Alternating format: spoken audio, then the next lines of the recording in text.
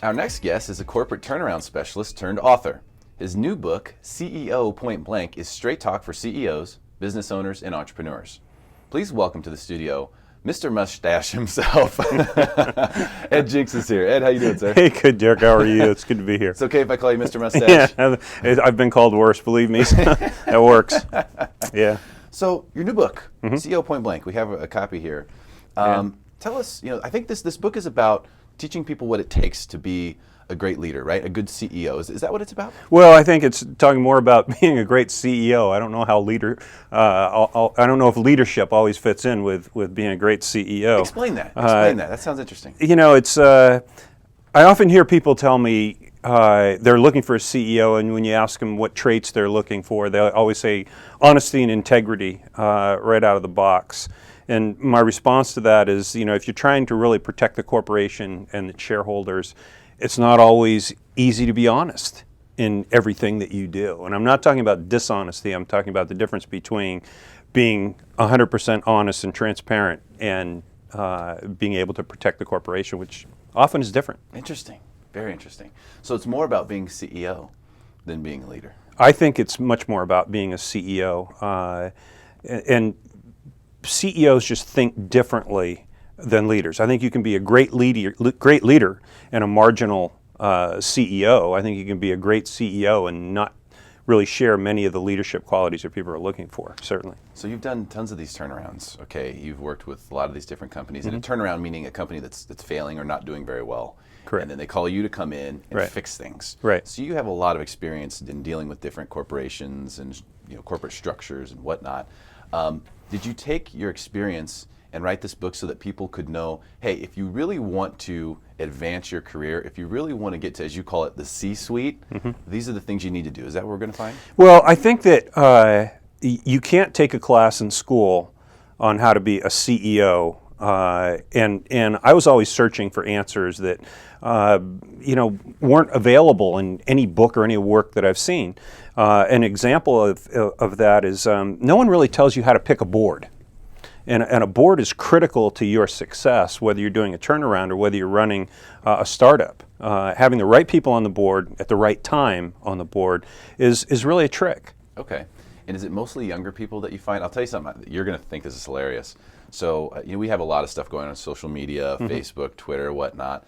And whenever people comment and they say something somewhat intelligent, or maybe they say something totally terrible, I go and I look at their profiles. Like, what kind of person is this? Is this a real person, or someone just make this up so they could talk trash on social media? Sure. And I saw a kid, and his job title said, future CEO or CFO, whichever comes easiest. Yeah. I thought about you when I saw that. Well, the fact of the matter is, I wish that you could go online and apply for the millions of jobs that are out there for CEOs and actually get one. But the fact of the matter is, the person that you're reading about probably had it clearer than other people do, for the simple reason that I don't think I've ever interviewed for a job in my life. So it really is, I think, a question a lot more about who you know and how big your Rolodex is than it is perhaps your skill when you first start out. I think that makes a lot of difference. And I think young people need to learn to network. If they don't network and they're not building their Rolodex, their chances of sitting in that chair at a reasonable age is probably shot. So you mentioned 6 degrees. You talked about 6 degrees of separation. There's also the company 6 Degrees that your wife runs. Right. She's the chief executive officer of that. She's a lot smarter than I am. And we picked that up back in March. It is a turnaround. It was a company that hadn't been monetized yet. But the importance of young people really expanding their network, getting to know people. In our organization, I think we've got a future mayor in 6 Degrees. I think we have future politicians. I think we have future leaders of San Diego, definitely the movers and shakers.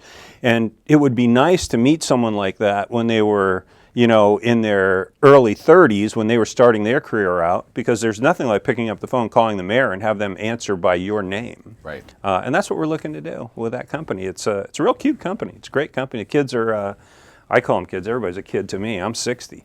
But they just do a great job at networking. And I think the one thing about millennials, they love to network. So for people who let's say, so this is more targeted toward people who haven't been in the C-suite, haven't been a CEO yet. Right. They want to learn how to get there. Right. Give us a little teaser. What's one thing in here that someone's going to read? They're going to read this book and they're going to take away that's going to help them get to the C-suite. Well, I think more than anything else, you've got to be a problem solver. We have this idea that if we don't know something, give us a night, we'll jump on the internet, and by tomorrow morning we'll be experts at it. And a lot of millennials do believe that because information is right at their fingertips, that they can be an expert very quickly. And the fact of the matter is that nothing's substitute for experience and someone who has done something before, has walked through an acquisition to really uncover all the ways you fix it. So you can read about it, but that's not the same as learning it.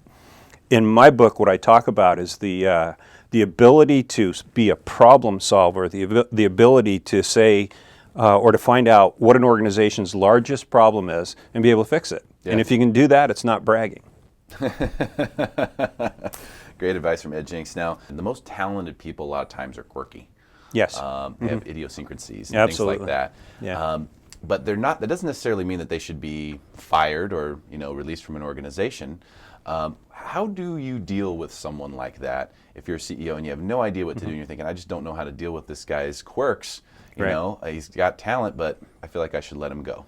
Well, there's an age-old saying that says that people are hired for skill and fired for behavior. And oftentimes, brilliant people have quirks. If you're going to allow yourself to be surrounded with brilliance, then you have to put up with the nature of brilliance. And often that doesn't always fit in with the social or the behavioral norm that works in a C-suite. Yeah. So again, problem solving, trying to figure out how to make that work can be really beneficial to the company, because obviously hiring people, bringing someone new in, that's expensive. It's time consuming, it costs money. So if you can avoid doing that and find a way to make that person work, it could be really beneficial to the organization. Yeah, absolutely. And I think taking the time to understand the motivations that people have, but also the things that take them off their game, which is where the quirky side kind of comes in. And we've been very fortunate to work with a lot of bright people, and also kind of enjoy all their quirks after a while. Yeah, I guess you can get to that point if you really accept people for who they are. Now you've got a new company. I do. Tell us about this. Is one of the most interesting things I've ever heard of in the world of business, because you're actually talking about taking the business world to the battlefield. What is it that you're doing with this new company? Well, the background on this is that about 5 years ago, I was executing on a turnaround, and I had a team that was just absolutely horrible. Probably as a team collective, one of the worst groups that I've ever seen when I walked in the door. In poking around and looking at things back and forth, I ran across a copy of a special operations training manual on team building, and I started reading it. It was fascinating. To make a very long story short, over the next 3 to 4 years, I studied what are perhaps the best operators on the planet, task to mission experts. U.S. Navy SEALs have a really different way of both instructing and completing missions, and they're not better or worse than any of the other operators. It's just that their way of instructing is different. And so I began to look to combine the skills that you need to have in the C-suite to be very successful with a program that would help embed that knowledge in your brain. The lessons you learn stick.